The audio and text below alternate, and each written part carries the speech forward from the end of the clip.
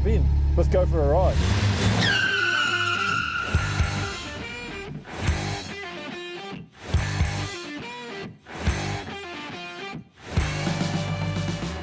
G'day, my name is Joel Curtis and welcome to the Tune-Up. Hey Matt, how you going? Joel, how are you, mate? Good mate, come in for a ride. Yeah. Mate, the Datto. Love it. Oh, good. How long have you had this for? Mate, a little while now. Yeah, she's a beauty, mate. She's a beauty, my first ever car. The 70s. Yes, first time in a Datto. Yeah, it is actually. Okay. She's a beauty. Mate, Love you're it. in for an adventure. Let's do it. Let's go. Let's go. Let's have a chat, mate. Pumped. She's a classic. She's a classic, mate. She's a head turner. Yeah. Not always for the right reasons, but she turns a head or two, yeah, you got which I like. You got all the original bits and the... I love the seat covers, mate. Yeah, they're not from the 70s, but the rest of it is. Hey, look at this. And a club lock as well. How can you go past the club lock? The old club lock. Yeah. Keep it safe, mate. These used to be... weapons too. Multi-purpose. Yeah. Defend yourself, that's for sure. Exactly right. Yeah.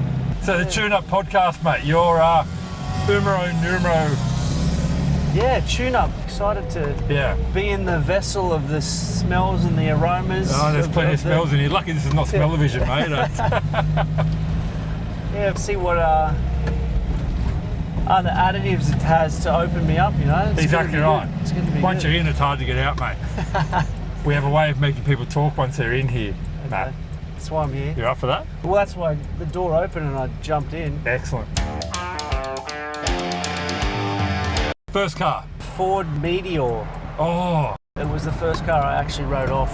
Oh. I think I was doing 70 down those treacherous S-bends. S-bends, yeah. Went over a crest. Yep, another one. You know? I know exactly the one. Yeah. Veered towards this Mercedes-Benz, straight at it. Took out the roundabout pole, straight at the Mercedes, fell short. Wow. And then with the pole wrapping around the whole front end, it had pushed the engine right back and off its hinges. Because she was an old girl like this one, you know? Yeah. So that was it. That's all she wrote. Yep. She got taken to Gary Flynn's. Oh, yeah. And we said goodbye. Flynn, yeah. Well, there you go. That's a common story. Riding off a car, I mean, realistically, as a kid, especially as a bloke, haven't lived unless you've written off at least several cars, I think. Yeah, have you ridden off a car? Oh, a few.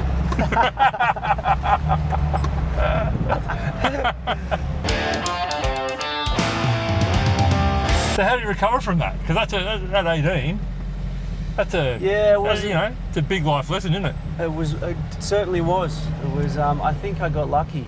Oh, Obviously, really? falling short of the Mercedes was one part of the luck.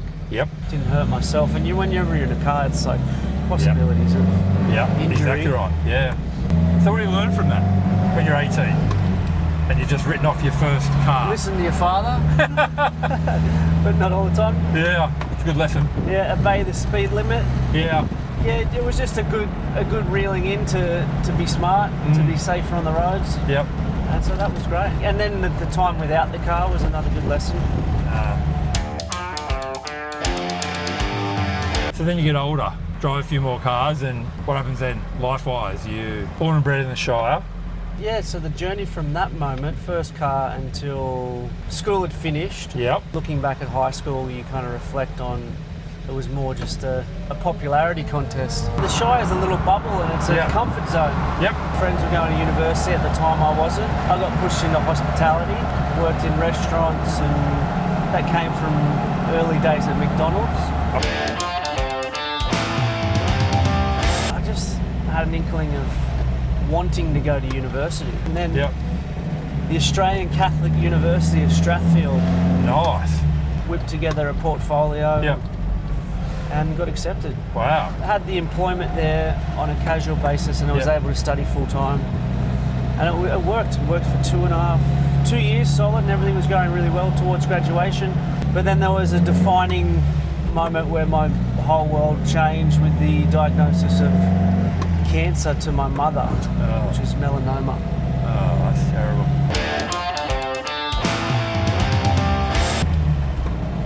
Grief's a powerful thing. Yep. There's a whole know, your primal carer, which is your mother. Yep. When she goes, that's a hard one to fill. Yep. So it's going to make you run, and depending on how far and how fast, Yep.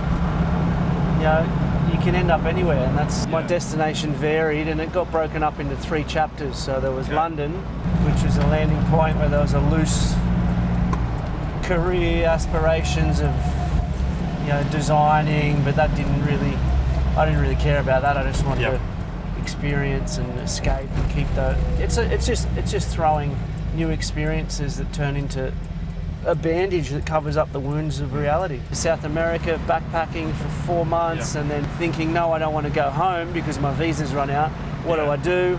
Let's jump on a boat. Jump on a yacht, man. You're going to forget about stuff real quick. You'll be in Capri, you'll be in Venice, you'll be in Cannes Film Festival, you could go up to the Bahamas. You're going to be distracted. They're good places to be distracted in. That's it. You got to pick them. Now, even though the yachting industry did speak to me in relation to me being able to do the work, Yep. we were in a very tumultuous environment, like the work and the crew, different aspects. I even reflect on some of my interactions with crew members and reactions to the captain and moments, and Wow. Yeah. you know, I wasn't emotionally stable at all. Yeah. And a lot of people get on those boats for the same reason I did. They just don't want to Yep. be. Deal. They don't want to. That's the word. Yep. They don't want to deal with their reality. Yeah. So you're nice running the red light there, mate. But so anyway. I had a unique boating, yachting experience because in the first season that I worked on a yacht, Yep. there was an offer to go to the academy, the school they owned and run, and it was Wow. just, you know, a full scholarship, free ride. So there was That's another excellent. Yeah. another pot of gold, whereas like getting the job under short, unqualified circumstances, leading me down the path of like something that I always wanted to do. Wow. You know, film school was something that I always wanted to do, but What are the chances? that's right, strike a lightning. Off the boat I went, back to the show with a new plan, which is San Francisco. So in 6 months I was over there, you know, full free ride, Jeez. you know, housing and all of Yeah. that, bang. And I couldn't have gotten out of here quicker, you know. Fair enough. I just came in like a rock Yeah. star and left, which is what you do when you can. Yep. Why not?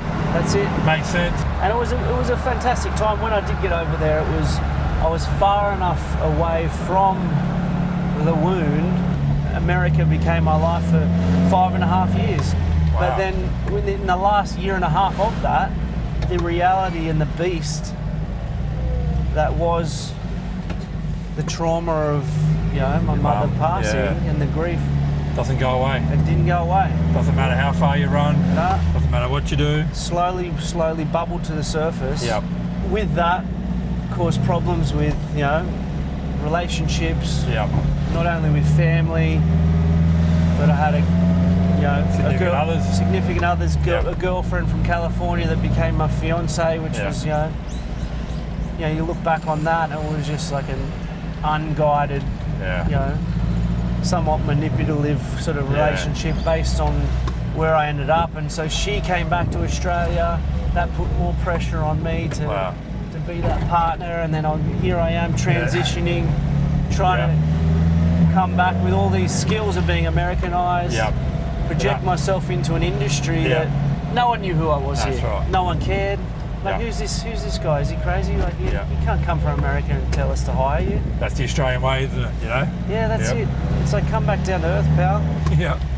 And that's exactly how it happened. And it wasn't a slow descent because the loss of, you know, the relationship and then Yeah. respect from friends and then Career overseas. career overseas Yeah. and exactly a network of people overseas. Yeah. And then all of a sudden it was like, why am I even back here? And I was back to exactly where I started from. Yeah. And that's what happens. Yeah, it's back to square one, full Yeah. circle, Yeah. alone, crying in my room, wondering why the am I here? Yeah. At my father's house, and now I was 10 years on, 35. Bang. Yep. And you feel a bit like a nomad. Don't fit in over there, don't fit in over here. Yeah.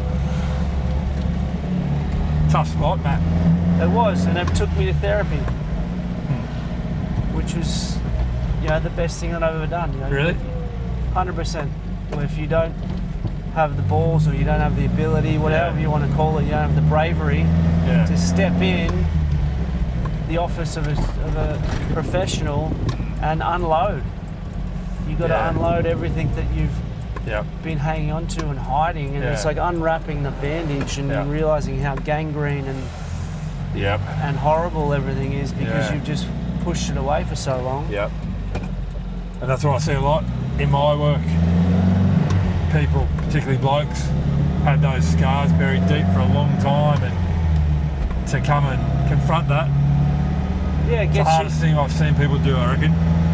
Even talking about it now, you're going to get, because it brings you back to that feeling of the first moment. Yeah. And it's like, that is the hardest bit. It is, mate. It's overwhelming, mate.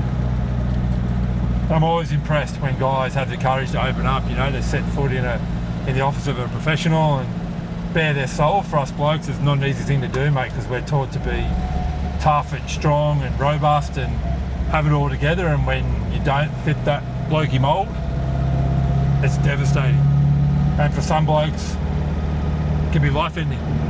And that's my biggest fear, that blokes don't open up. And to your credit, mate, it's a great story because you have the power to help change people's lives by just telling your story. And that's why I'm so passionate about the Datto and the Tune Up podcast, because I'm trying to break those barriers down, mate. And I really appreciate good people like yourself coming along and telling a very gut-wrenching and personal story, mate. It means a lot to me, so I absolutely appreciate the depth of what you're going through, mate, and appreciate it. It's my pleasure, mate. It's here. You got to be. It's life. You come out the other end of 2 years of therapy, and you push through the problems, and then you get given the tools to change the way your mind thinks. It takes time, and there's all sorts of other these days self-help things you can push in, but it's all about just you've got to talk about it in detail, let it go. You got to let it go. Yeah. You got to explain what happened, how you feel about it, and then Did you find feelings were the biggest challenge in terms of your time in therapy? Did you find that was dealing with feelings, understanding feelings? Was that a challenge? 100%. Like, it's more just when the emotions come up, that create triggers that pull you down into poor behaviour or the escapism or the old pattern. Realising when they come up and what it is, what the emotion is. All right, that's something that how I'm feeling. That's triggered by that. And you don't automatically know that, but do you? No, you don't, because it's like you've gone on this automatic route in your mind to escape that feeling. Yep. And you're going to go down that route to, I feel this way, but this way is going to make it feel better, or I'll do this or do that. And it's finding healthier alternatives, or again, stopping and reflecting rather than acting. And acting relates to the reacting side of it. As soon as you react to that, you're lost. It's that movement or dealing with. If you don't sit and stop, the one line was like, if you don't sit in your own shit and deal with it, then doesn't get better. Sit in your own shit, it's going to make you stronger. It's a fertilizer. Right. It is. I like that. Yeah. That's the truth. And as you know from your experience, going overseas, you can run, but you can't hide. I've only now, in the relation to the 2 years of therapy and then pushing into, it's the last year or 6 months even where I've decided, right, I'm staying. And that's a long time, It's been 4 years since I've been back, and yo-yoing back and forth, which has been 3 major long trips to America, and still thinking that that's the place I need to be because there's a resource and a career thing, and still pushing through and surviving. Like, I'm not an unhappy person at all.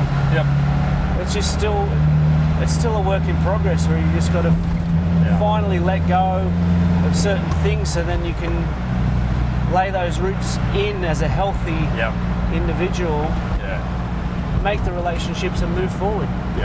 And that's powerful stuff, Matt, and that's what I think a lot of people don't understand, the power of being present, sitting in it, dealing with it genuinely rather than trying to bury it, burn it, destroy it. 100%.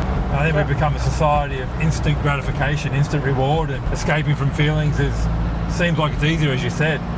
But as you start to understand now upon reflection, you can add years onto your journey that you don't need to take necessarily. So your summary, in conclusion, how would you conclude life to date, Matt? Life's awesome. Life's no joke. I like it. Like I said, the first time in my life since my mum passed, I don't want to go anywhere. If I go somewhere and it's work related and it improves my career, it's not motivated by the pain. I'm not running from it. Yeah. I'm improving myself because of it. That's great. So that's a wrap up. You know, I'm here, I'm happy, I'm blessed with the life that I've lived. You know, even though I've had things and lost major things in my life, but it took me on a journey that, you know, a lot of people haven't had the ability to do. So, you know, it's now a form of wisdom, and it comes through. Don't be afraid, be brave. Yeah. If there's emotions and different things you're running from, go and talk to someone. I love it. It's good advice. Yeah. Matt, that's it, mate. You have been awesome. Thanks very much for coming on pleasure, the tune-up. mate. Thanks for being the guinea pig and the test pilot on this one. And that's right. Appreciate your genuineness and the in-depth, and I'm absolutely positive that a lot of people are going to get some really good advice and some good quality strategies from listening to your story today, Matt. So thank you once again for coming on the Tune Up podcast. My pleasure, mate. Take care of this Datto. I will. She's purring. She is. This is a fantastic car. It obviously opened me up and got me emotional because of this bloke with the questions. So that's what we do. My pleasure, mate. Thanks, Matt. Do us a favour when you take off, give it a bit of a burnout, would you?